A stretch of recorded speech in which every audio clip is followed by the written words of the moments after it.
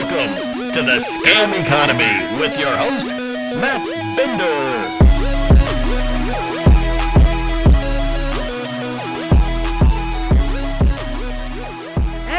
Extra, read all about it. CNN has an NFT marketplace, or should I say, CNN had an NFT marketplace.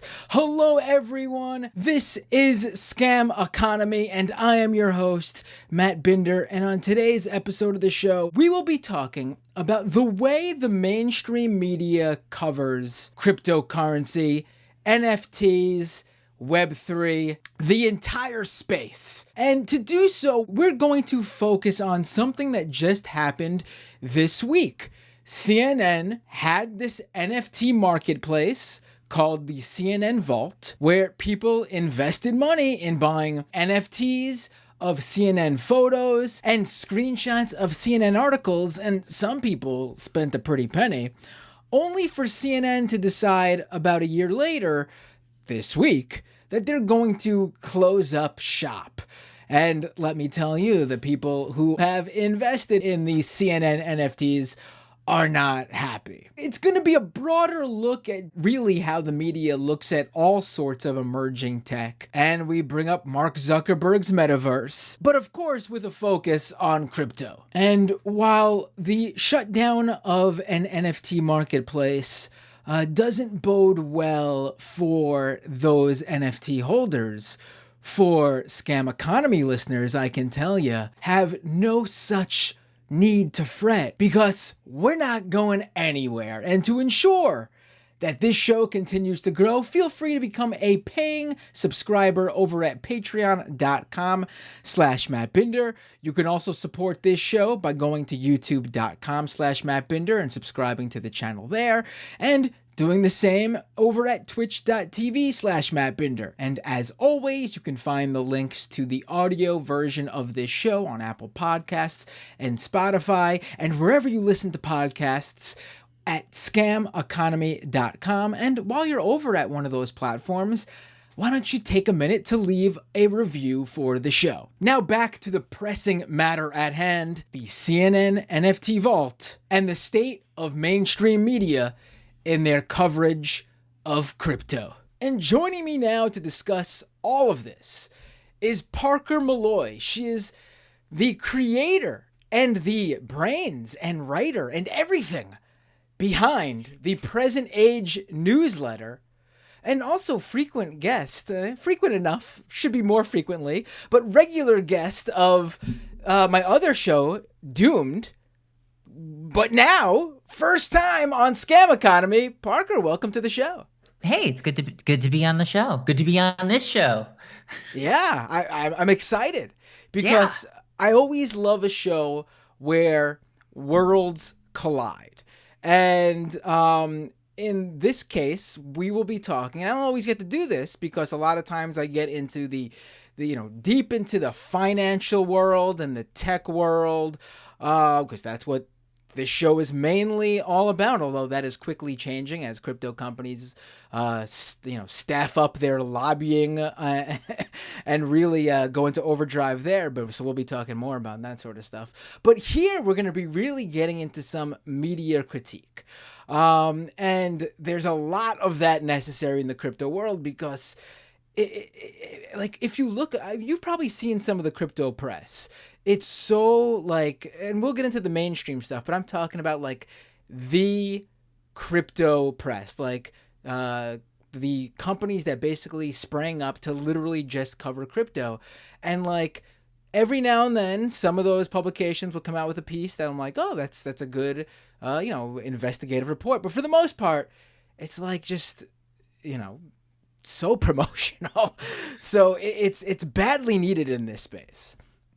Yeah, it does kind of seem, I don't know, it usually when you think of like the way that anything will like work, you kind of think of like, well, there's a problem and then you figure out how to solve it. But like with all of the crypto stuff, it really seems like it went the opposite way, where it was like, look, we invented some cool thing, and then it's just like, what do you do with it? And it's like, sell images. Right. It's like, right. Yeah, okay. Oh, like Cool. ones that I could put up Blockchain. on I don't my, understand. Okay. like, ones I could put up on my, like, my wall. Like, cool. Like, that's Yeah. no, not No. that either. Just, like how you look at an image online. Yeah. Imagine Like you that. pay for it. Yeah. Okay, cool. And do I get anything special? Absolutely not. Right. Like that's the one thing that I couldn't really comprehend because at first what popped into my head when someone was first telling me about NFTs, it's like, oh, it's like, would you have like a big, like super high res screen or something that you can hang on your wall, like a digital picture frame that's actually like really super high tech, and you sell like super high definition like things that only look good on this, and the only way to get that, and it's just like, no, it's just normal photos and you can't do anything, and no one's doing anything like that, or if there is, it's nothing special, Right. it's like, oh, cool. Okay, yeah, sure. So basically just pay to, so, which I get, you know what? It's like, I think that there are great sort of uses for like that sort of NFT kind of stuff where if it's like, hey, you're trying to raise money and it's basically a way for people to support like a small artist or something, but like once like all the it's like, oh cool, these guys are billionaires, these guys are millionaires, and all of that. Right. So let's actually get into the project. Sure. I thought I had heard of all the craziest attempts from like non-crypto companies to get into the NFT craze, because I feel like a lot of them look into exactly what we were just talking about to start us off here, just like a basic of how our first reaction when finding out about this whole space. And they look at it and they don't really question it. They're just like, oh, this must be the future. And so we'll just jump right in. And you discovered, at least for me, you're the first person I saw talk about this months and months ago, CNN, the cable news network, had their own NFT platform and their own NFT marketplace. How did you come across that? So last August, I was getting ready to do an interview with a guy who does really cool digital art, and he's sold it as NFTs. His name's Brian Brinkman. I interviewed him to try to better understand NFTs, but in the process of like trying to learn what was going on with all that stuff, I came across a CNN press release that said CNN makes moments from history available for purchase with NFTs. And so it's basically, it was last August, they launched this thing called Vault by CNN, moments that changed us. And it's like, if you go there, it's so weird and bizarre. Like if you click there, it's vault.cnn.com. You can look and it's just like CNN reports George W. Bush will win in 2000, or any of that. And then there are things that are like war notes where when you click on it, it's like a refugee wrote a postcard, so it feels like it's kind of in bad taste. I just don't know who this is really for. But they have some funny moments on here because they didn't know how many to make or what to do. So you have like things like Biden secures the votes needed to become president, or the Hubble aircraft, or Hubble telescope launches, and then you have launch of CNN Plus as an NFT, which is hilarious. Wait, there is a launch of CNN Plus. I gotta look this up. I have it right in front of me. Oh my god, the launch of CNN Plus, amazing. Yeah. It is, launch of CNN Plus. They made 250 of them. I have no clue how many it says 10 of 250 total. So I don't know if there were 10 left or if they only sold 10. But I would love to know which it is, because one is Honestly, Like, both are sad in their own way, regardless of yeah, whether it's. like I don't know. I kind of think it would be funny to own that, to like, because it was only around for what, like 3 weeks. Um, yeah, so there's that, and then there was another one out there that was something like, yeah, it was Britney Spears conservatorship ends. They were selling that for $50. Uh, CDC now calls coronavirus Delta variant a variant of concern. Starship Troopers Bezos and Branson reporting for duty. That is just a terrible headline. But that was the billionaires in space story. So, it's. I was fascinated by the continued existence of this because they were also putting out new things is like semi recently, like yeah, okay, it doesn't say when it posted, but yeah, like they've still been adding these all this time, and they're just kind of like weird retreads of old news stories that you don't get anything special. You get it like will start playing as a video when you click on it, but I, it's like Right. it's weird, and I'm just so surprised that it still existed. I was kind of convinced that maybe someone just forgot that it existed, and then it, just kept kind of auto populating. But it seems like they actually made an informed decision about shutting this thing down, and Right. I was almost a little sad to see it because it was my weird little hobby, and I felt like I was the only person on the planet who was paying attention to CNN's NFT project. I think you might have, well, other than the people who were buying. I mean, you might be the only person who was paying attention and not buying. I'm looking at the Britney Spears one. It says original sale price $50, quantity 100, sold out. So they made $5,000 just off the Britney Spears conservatorship ends article. Like it literally is just a screenshot of an article. Not even the whole thing. No. It cuts off. Right. It's just like a screenshot of the article with like a CNN background, and it says Vault by CNN on it. And 100 people spent $50 on this, and it sold out $5,000. Boom, bada bing. I mean, yeah. And go ahead. I was just gonna say, like, I don't know, like if I could put a button online that was just like, want to give me $50, and then people kept clicking it, I'd be like, okay, cool, yeah, sure. You could sell the receipt for the $50 you gave me to someone else for more than 50 if you want, but. But that's all it is, Right.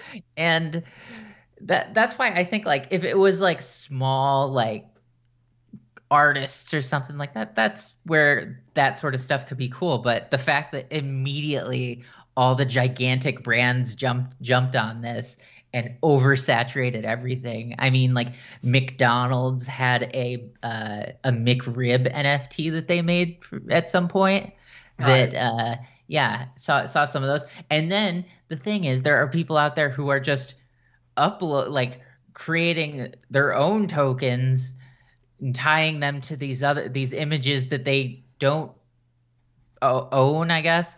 And so there are counterfeit McRib NFTs out there. It's so I didn't see the counterfeit McRib one. Oh, wow, that's so like stuff like that is just. I am fascinated by it because I don't understand it, so I get to be all like filled with wonder as I watch these grifts and scams happening.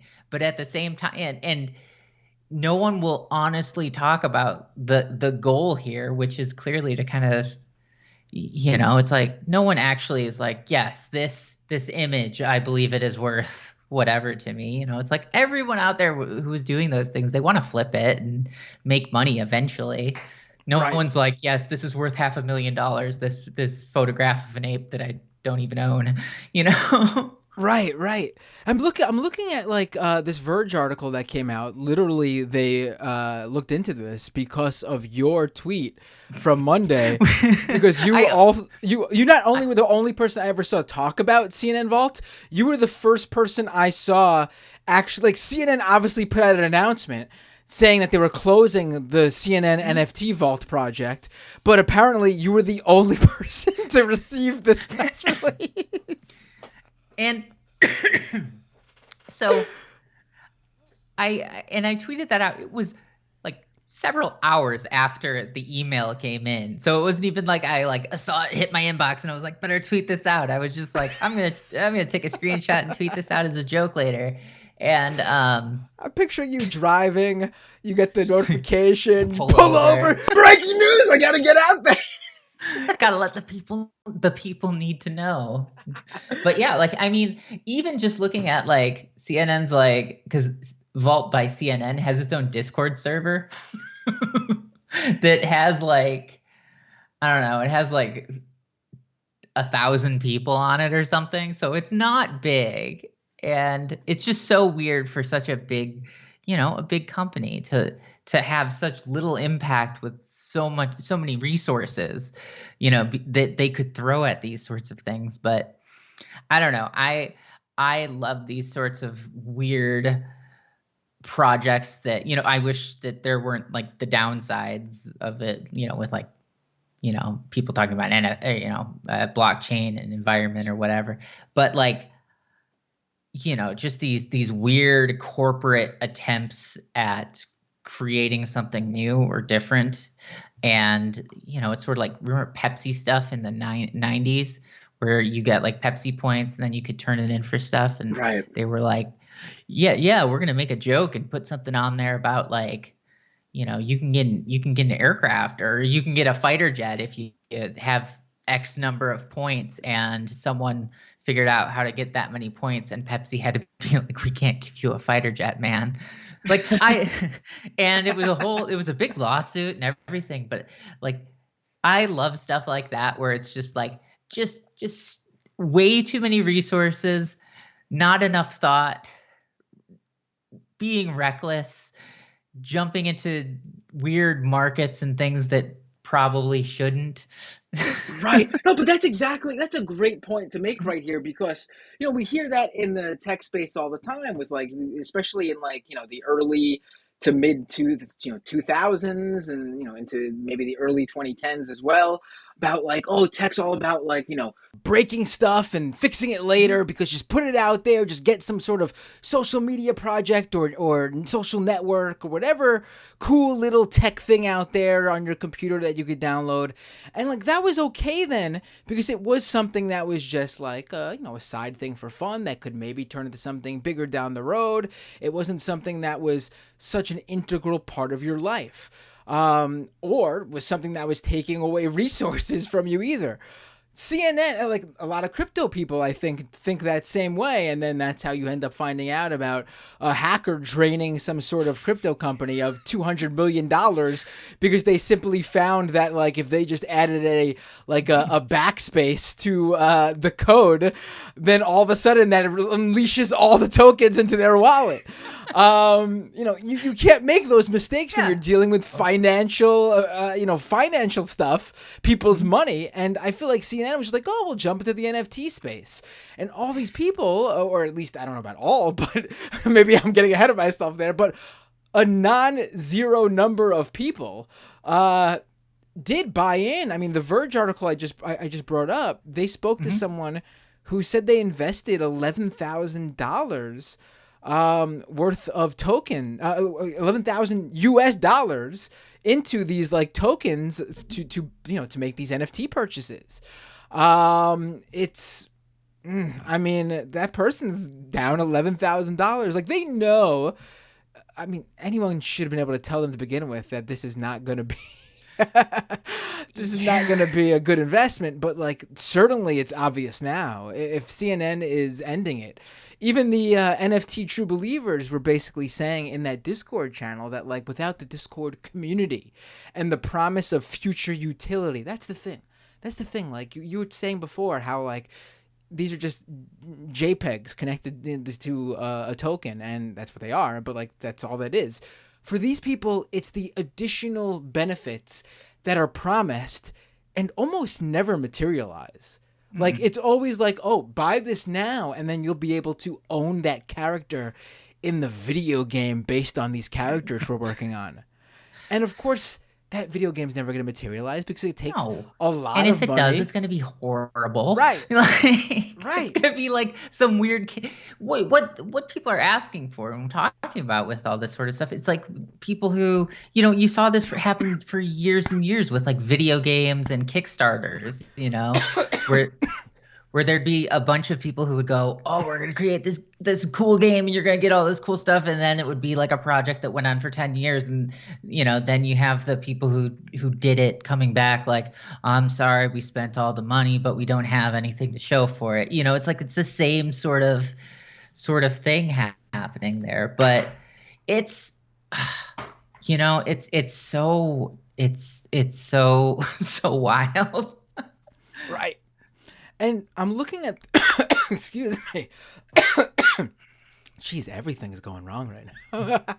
I'm choking. My mic is breaking. He's dying. I'm dying. I mean, I decided to.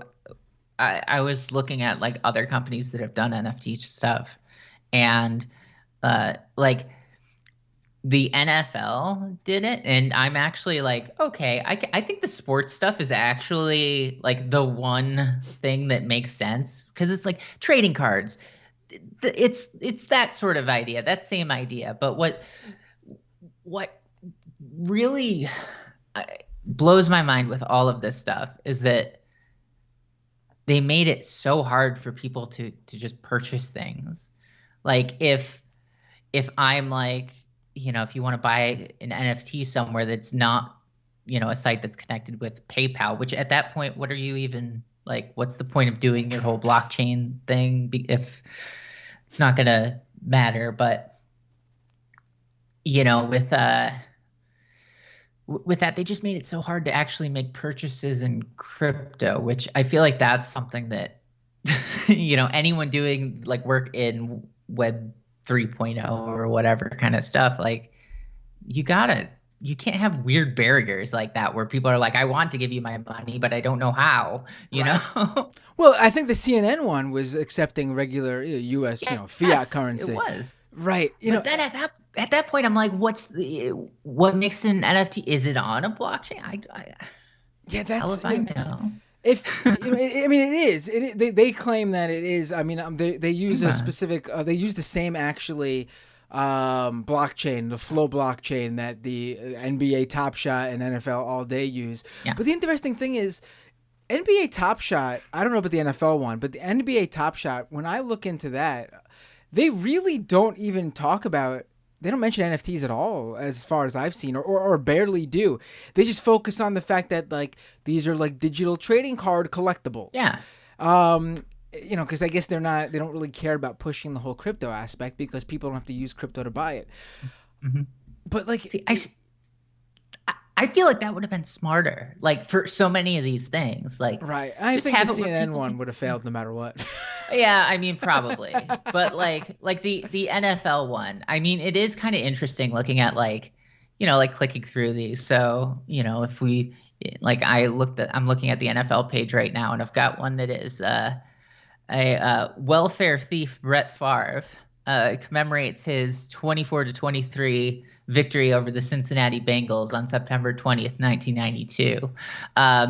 Right now, the lowest price you can get that for is $31. The average sale has been $154. The top sale for this NFT was $10,574. And I feel like maybe that tells us something. I will say, when you brought up the welfare thief for a second, I thought that was actually what they were calling. No, that would be hilarious, though. I think that would be the first NFT that would make sense to buy.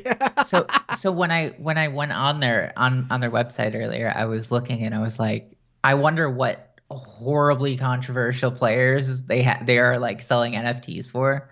So I was like, Aaron Hernandez, and I was like, nope.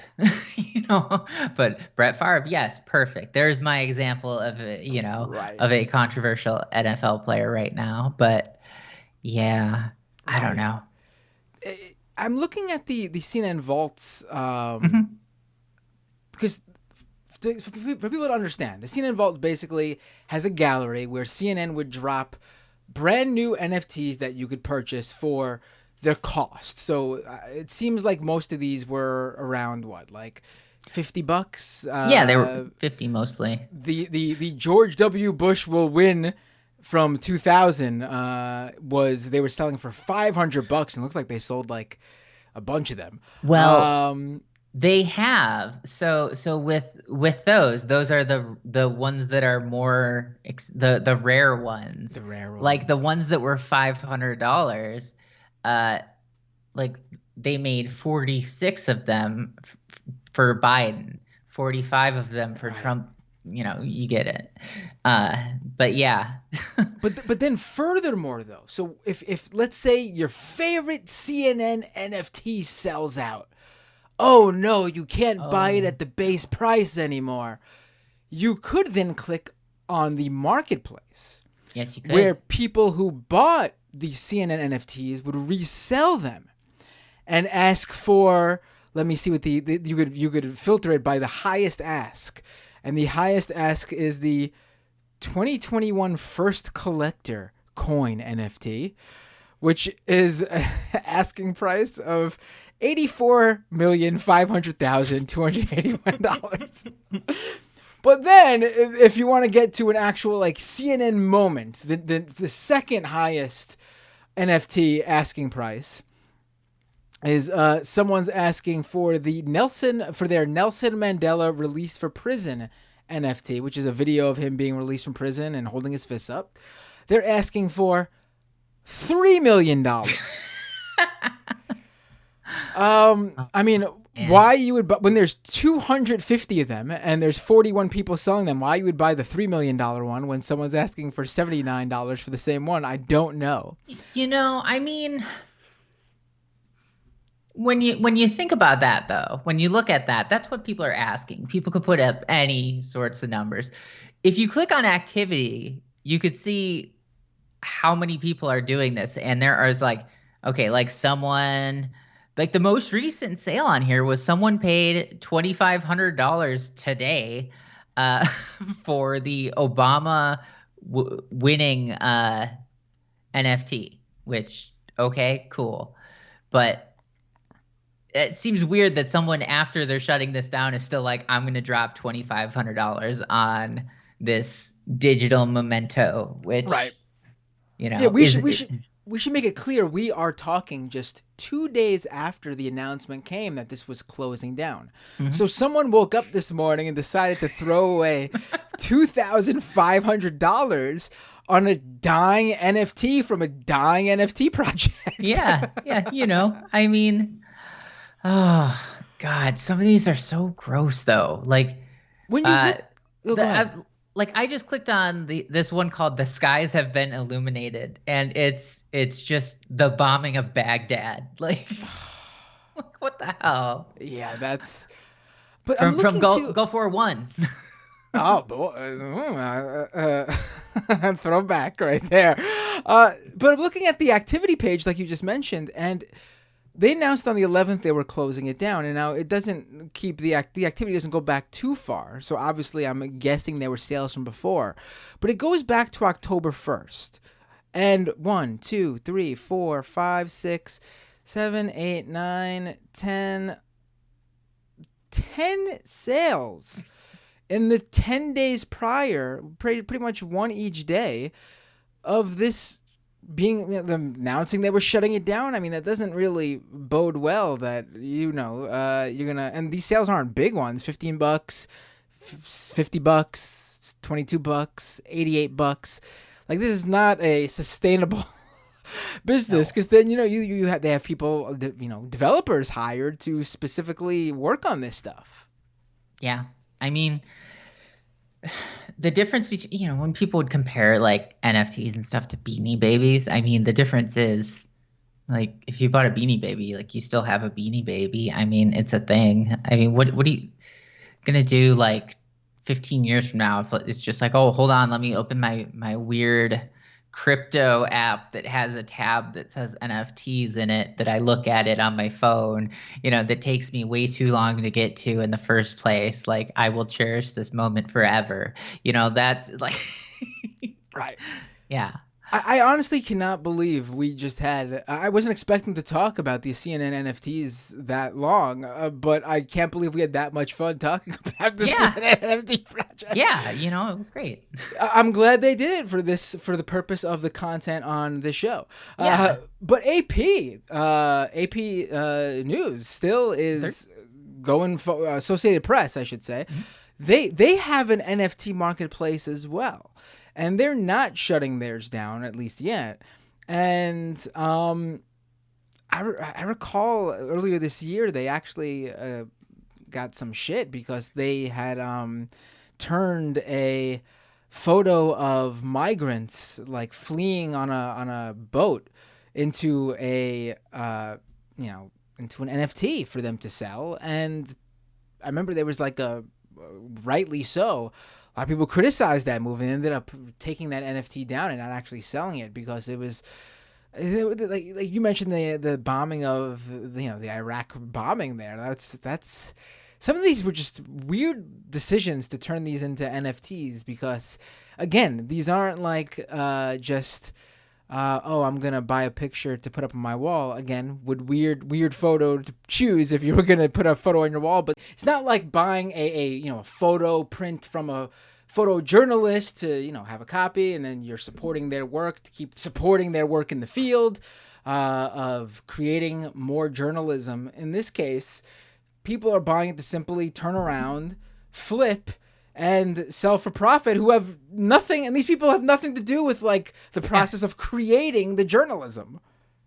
Yeah, it's so weird. It's so weird. And I mean, if you think about it, it's like that could happen with anything. If you bought a print of something and then sold the print to someone else, like that's the thing that people can and have always done, but at the same time, it just feels gross, right? Right. It just seems, I don't know. It seems like so many of the best things, I think, on the internet generally seem to be things that started off, started off as totally free and totally like very utopian. And then it was only later that we were all hit over the head with the capitalism aspect of things. But, like, I mean, think about social media, like, for a super long time, Facebook didn't have any ads, or Twitter didn't have ads. Like these were all just totally free services. And I remember even the idea of there being ads on any of these things seeming off and seeming weird because they were free for a while.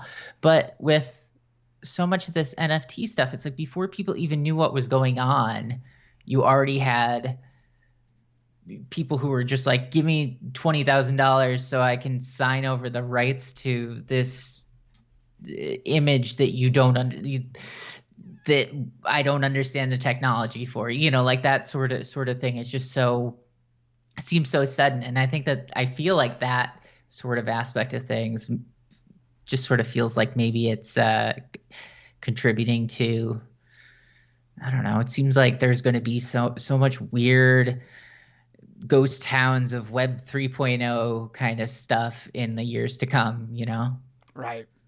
I think this is a good place to sort of move into because it really is a mirror image. The two go together in terms of how these journalism outfits, these from CNN to CNBC to the New York Times, how they cover the space. I mean, it's clear that, to me, I mean, this whole thing is not just like, CNN or Associated Press decided to dabble in an NFT project. I mean, I think it speaks to their outlook even to how these outlets cover the space. Like they look at it like, oh, it is this cool new thing, and I guess we just don't understand it because there's all this hype in the tech world about it, and all these very smart venture capitalists. How could they be wrong? You know, these are the people who invested in Facebook and Twitter and Snapchat and Instagram and YouTube and etc. You know, down the line, how could they get this wrong? They got to be onto something, when the fact of the matter is, like, they aren't onto something. This has been a space that has been around for about 13 years now and has yet to really produce anything really of any sort of real utility or value. Strictly has been a speculative asset at this point. And these news outlets are covering this stuff so irresponsibly.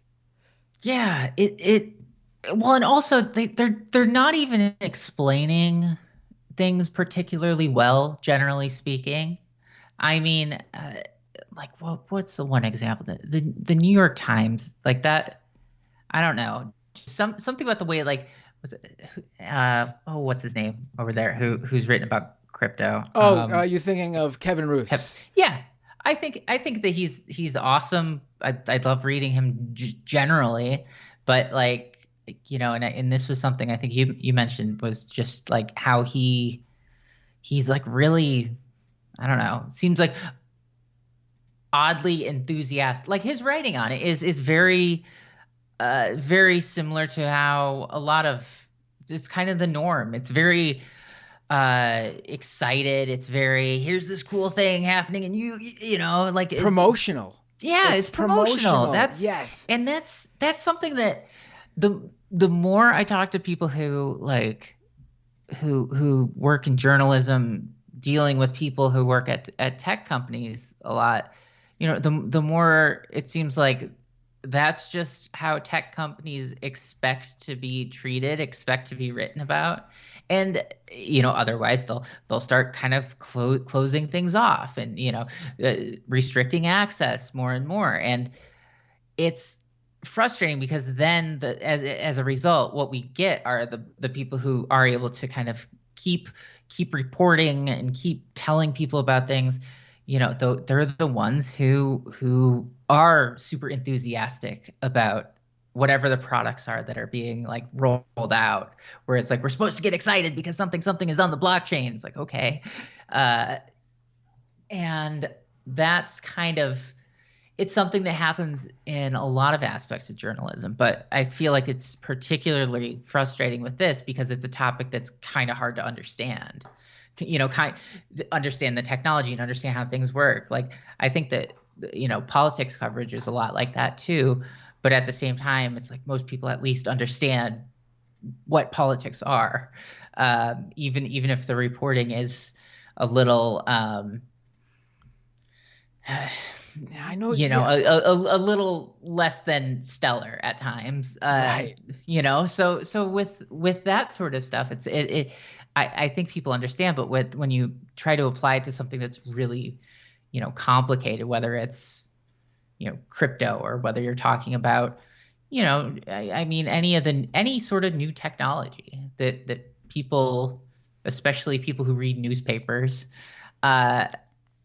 probably don't yet understand. So when all that you're hearing are all these like, here are these big names who are investing in something, and here is, you know, and we're all really excited about this, you know, it's like that sort of tone. You know, I just feel like it doesn't help the public. It's not selling these, you know, this technology and what can be done with it as products, but as speculative investments, right? Which is obviously not what, if you want this to be a long-term success, that you can't just, it can't just be a forever investment, you know, sort of thing where you're always going to count on someone paying more, you know, taking it off your hands before it drops. It's also weird to be hearing journalists even talk about things that are speculative assets in that way. Like, it's I like you wouldn't hear any of these guys outside of, I guess, the financial news, who like the Jim Cramers talking about their stock picks or whatever, but you wouldn't hear like any of these news reporters talk about, oh, look at this stock, and write about what a great thing it is, and how people should buy it. It's really weird to see some of this coverage. I think of and like you said, I've spoken about Kevin Roose of the New York Times a number of times before. Someone who I thought he did good work when he would cover non-crypto tech, and then he starts covering crypto, and it's overly promotional. It's very bizarre. He wrote that Latecomer's Guide to Crypto, which really just one part that really stuck out to me was like he told people just to jump right in, which, I mean, would you tell someone to just go right ahead and throw some money at Robinhood and buy some stocks? Of course you wouldn't. That's ridiculous. And then CNBC, a number of outlets covered this guy, the Dogecoin millionaire.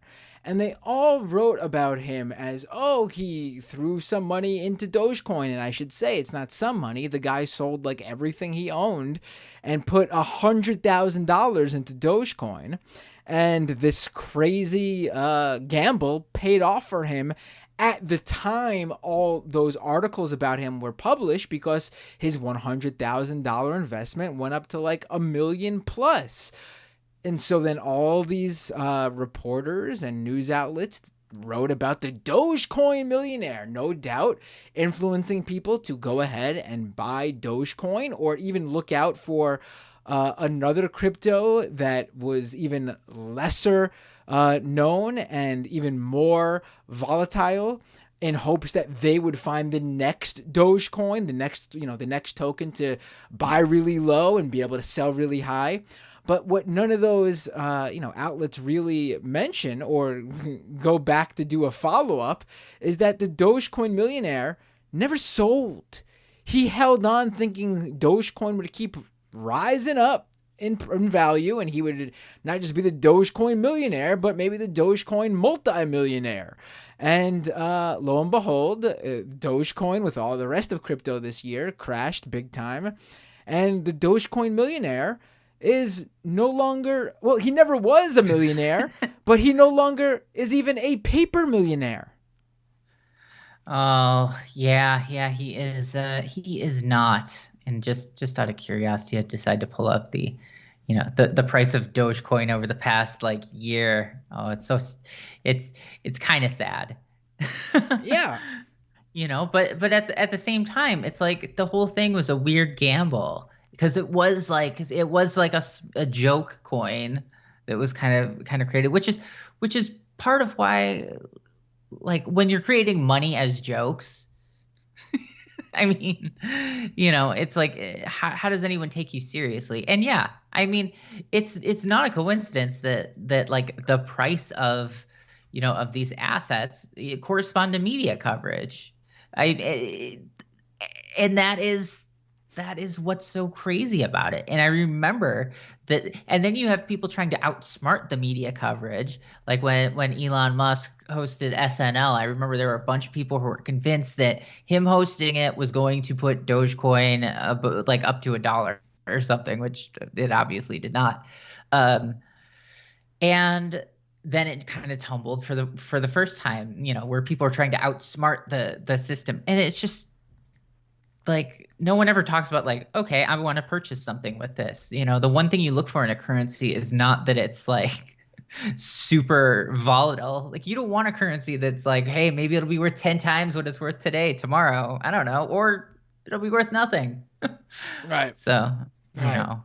It's hard to feel bad for the Dogecoin millionaire, because it's like you flew too close to the sun, my dude. All right. I mean, should have sold. But like, to me, I don't really care about like the Dogecoin millionaire, the individual. What I care about is really the failure of, should he have been covered? Maybe. Should he have been covered the way they covered him?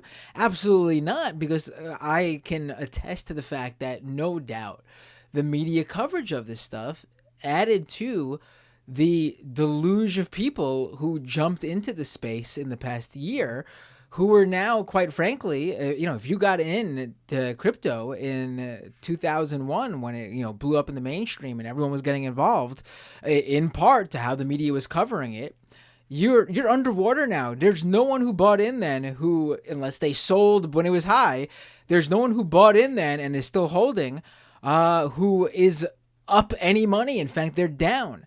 I mean, lives ruined, if quite frankly, depending on how much people put into this, all because, again, in part, not to blame them entirely, because they're not completely responsible, but they do hold some responsibility based on how they decided to cover this stuff.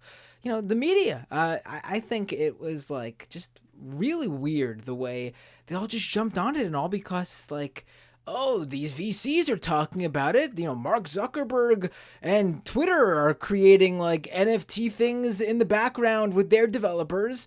They gotta be right, as if these guys were always some sort of soothsayers who knew everything, when in reality, each and every one of them just got lucky once. I mean, there's no better no better example of that than someone like a Zuckerberg, who has tried over and over again to replicate other social media platform success and has failed over and over and over again. I mean, just look how the media even covers the metaverse, whereas the rest of the world is looking at it as this is a joke. I mean, they had to just recently shout out from the rooftops that they added legs to their characters.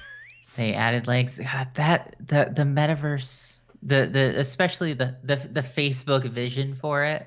So I had a thread on Twitter recently, and I forgot to save it, and my tweets auto delete, so thread is poof gone.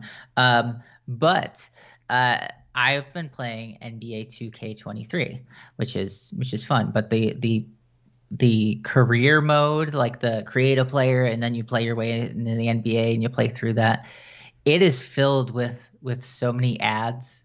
It is, at one point you have to to advance in the game, you have to talk to Jake from State Farm. The character is in the game, and you have to talk to him and take a selfie while wearing a State Farm t-shirt in the game, and it gives you points. And that is just my experience playing in this little weird virtual world of NBA 2K23. Just makes me think about how absolutely horrific the metaverse, the Facebook metaverse will end up being. It's they're excited about legs, and I'm just how many ads are going to be literally everywhere? Right. Yeah, but them being legs. But then when you hear Mark Zuckerberg talking about what he thinks the metaverse, Facebook's version of it or whatever is gonna be or what the use cases are, he's oh yeah, meetings and offices. I mean, if there's one thing, remember at the start of the pandemic, people were this is really cool, we can all just do Zoom meetings and it's fine and it's great. And then 6 to 9 months into the pandemic, people were I don't like Zoom meetings anymore. It's they're annoying. I don't like being on camera. Let's do phone calls instead. Basically dialing it back because they were this is too much. But Zuckerberg will be yeah, no, people are going to be going to meetings and using Microsoft Excel, and no one wants to put on a big ass headset and have to fill out spreadsheets all day. It's just not gonna happen. It's just something that is not gonna be part of people's lives. I mean, what they've created is a VR chat. I mean, it's just VR chat. That's all it is. It's existed. The whole idea of a metaverse, a digital virtual world. I mean, it's been done for decades. Second Life did it. World of Warcraft. The Sims in some aspects. There's been tons of different, brands and IPs that have used virtual worlds. I mean, Minecraft, Roblox. These are all the equivalent. And Fortnite, you can even. Yeah, I mean, even Second Life was doing the idea of buying digital property for real world money, like fiat currency back 10 years ago. But all of a sudden, Mark Zuckerberg calls it the Metaverse and acts like it's a brand new thing that Meta is originating. And the media just runs with, now they're just calling all of that the Metaverse. Yeah, all virtual spaces are now just the Metaverse, which does not make anything easier. Because right. I think that there are a lot of people who think that it's just it's all connected, but it's not. These worlds are all like weird, like little silos of their own. You know, they can't work with the other worlds unless they're built that way. And Facebook is going to do its own thing, or Meta is going to do its own thing, and all the other companies are going to do their own thing. And I mean, like, there are examples. Like, I think microtransactions in video games, like, that's not new. You know, I mean, in NBA 2K23, I can, you know, like, you earn virtual currency by playing the basketball games, or you can pay for it with actual money, and you can then take that money and buy, you know, Nike Air Jordan 11s with the he wore in 1997, or so, you know, like those sorts of things where suddenly your character can wear certain clothes and they mirror things in real life, which is kind of cool. So like, I don't know why there hasn't just been more of an effort to like kind of go like that route. Instead, you get these weird little Facebook characters where it's like, yeah, they're celebrating that they have legs now. That's where they're at with it. And it's like, why did you guys do such a half-assed job with all of this? Right. You know, I mean, it's that same ethic that brings about these multi-$100 million hacks in crypto exchanges and various other crypto platforms. It's just like not well thought out, just throwing things together to appease. Especially in the Metaverse's case, I feel like some of that stuff's just thrown together to appease executives who really don't have a vision. They just want to sort of create something that they think is different and new. And that's sort of what we end up with. And sadly, the media will continue, it seems like, to eat this all up, regardless of whether CNN, for example, is backing off of their own NFT project. Yeah. Well, so one other thing I wanted to mention about like media generally, you know, in terms of creating a narrative and picking winners and losers. I mean, what products will sell depend on who decides to cover them. What newsletters succeed depend on what media outlets decide to give the authors a platform. You know, like that's something that's very real.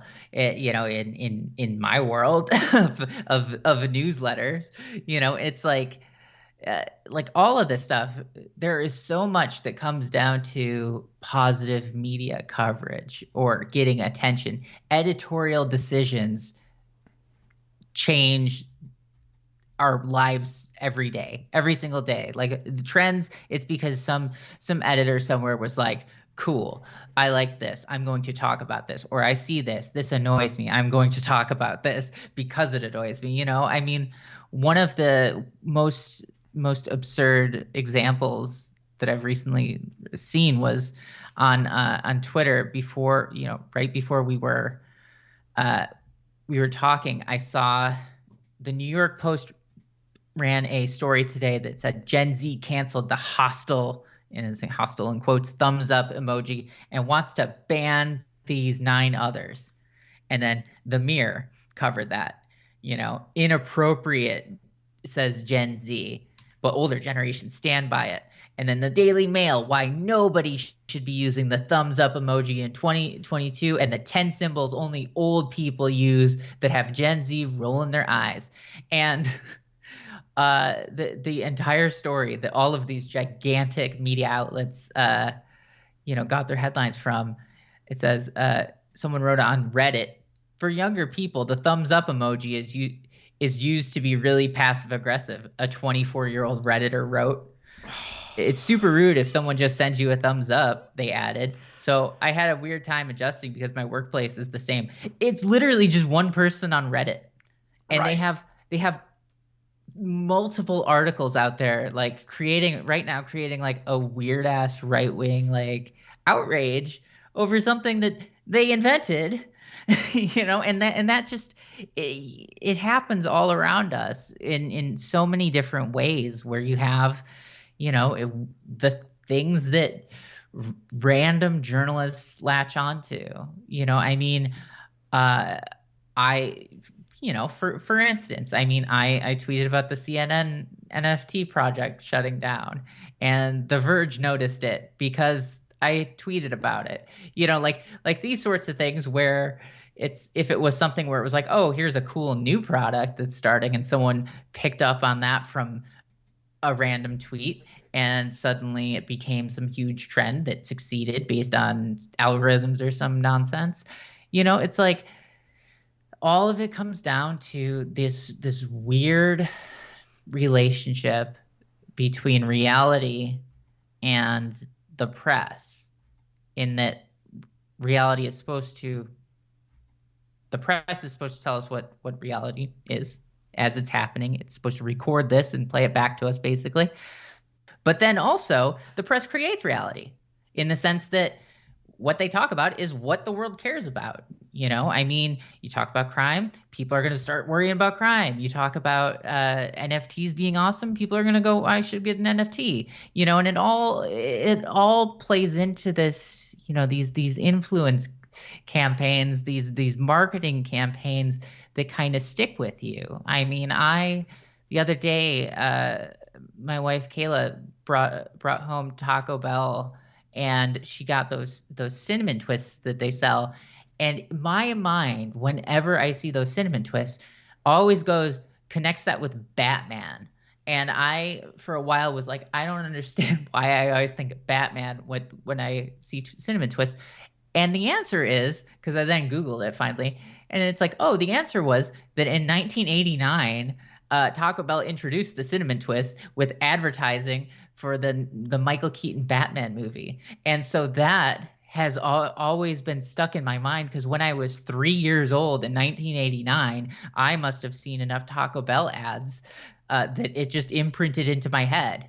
I mean, so now we have like social media where that is just happening all around us constantly. And between that influencing the media influencing social media, the whole world is fake, basically, is what I'm saying. Right. No, I mean, the Reddit example of all these articles coming out based on just the ramblings of a 20-year-old Redditor. I mean, that's the perfect example. I was thinking, but yours is even better. But in terms of like even like the monetization aspect, like the obviously they are out to make these, news outlets are out to make money. I get it.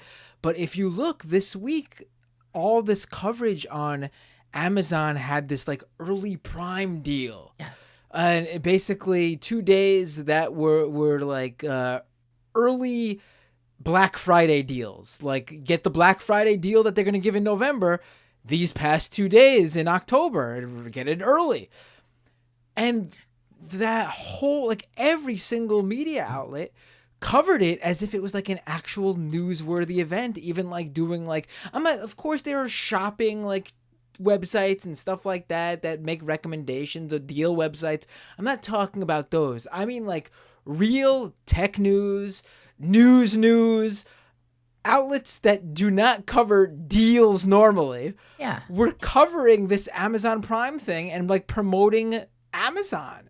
Yeah. It's like, this is not news.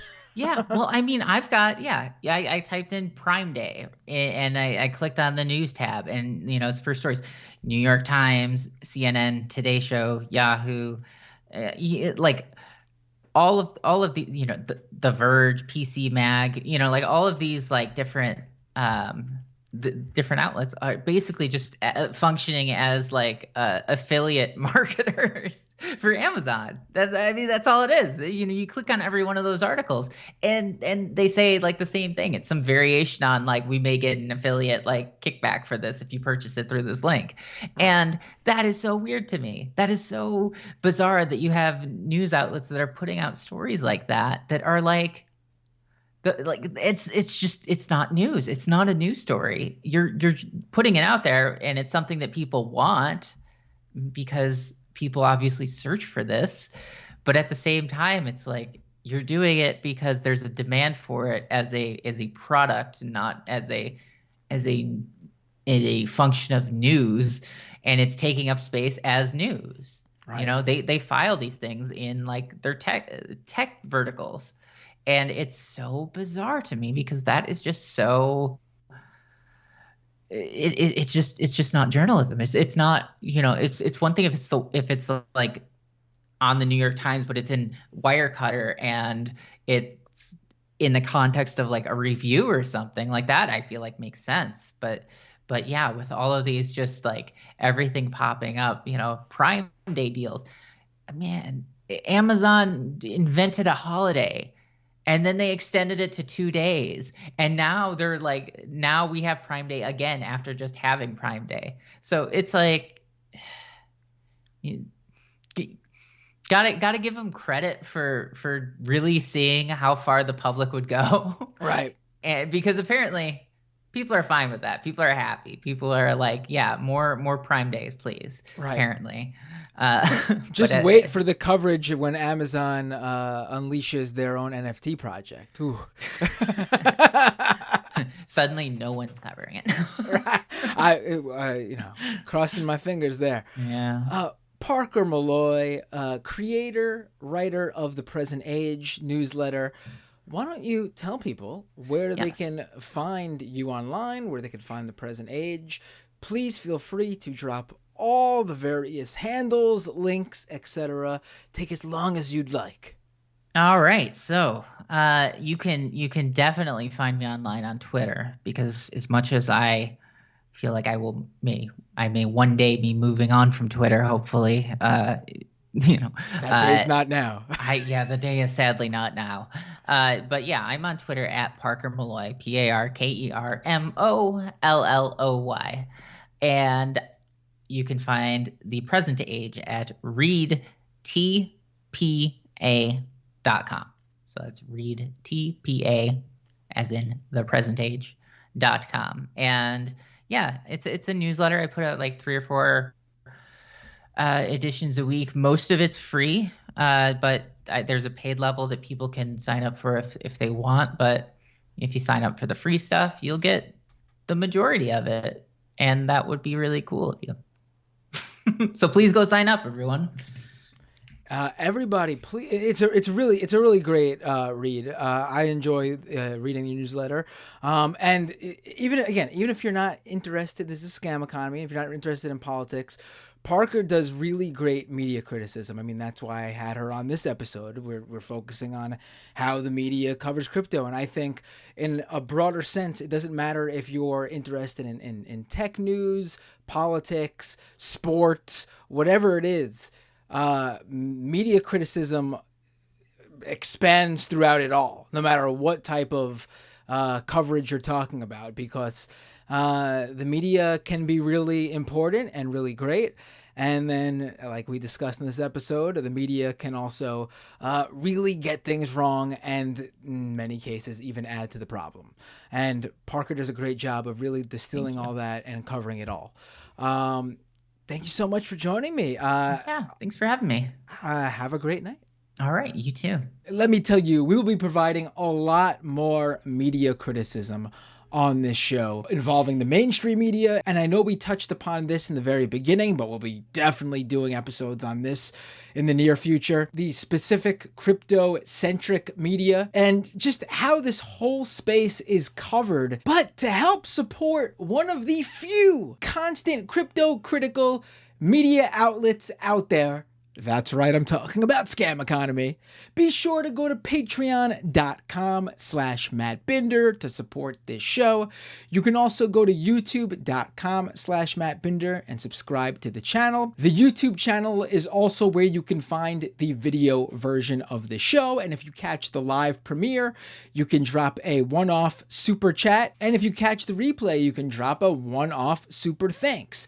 These are basically like one-off monetary tips to thank me for that particular episode if you'd like. And if you can't do a subscription on Patreon or even drop a one-off on YouTube, I totally get it. This is what you can do though. Go to twitch.tv/MattBinder and follow me there. But while you're there, if you are an Amazon Prime subscriber, and I know some of you probably spent some money because the media was promoting that Amazon Prime deal day thingy we were talking about on the show, why not take a minute to connect your Amazon Prime account to your Twitch account? And when you do so, Twitch gifts you for free a free Twitch Prime subscription every month. That is one free for you paid subscription to your favorite creator, meaning they get paid by Twitch at no extra cost to you. I'm telling you this in hopes that you give that Twitch Prime subscription to me, of course, but seriously, don't let it go to waste. Give it to someone on Twitch who you enjoy. And you can go to scameconomy.com for all the links to the audio-only podcast version of this show. And definitely be sure to leave a review on Apple Podcasts, Spotify, or whatever podcast platform you listen to this show on. Follow me on Twitter at Matt Binder. Follow the show on Twitter at Scam Economy. And with all that said, I will see you all next time on the Scam Economy.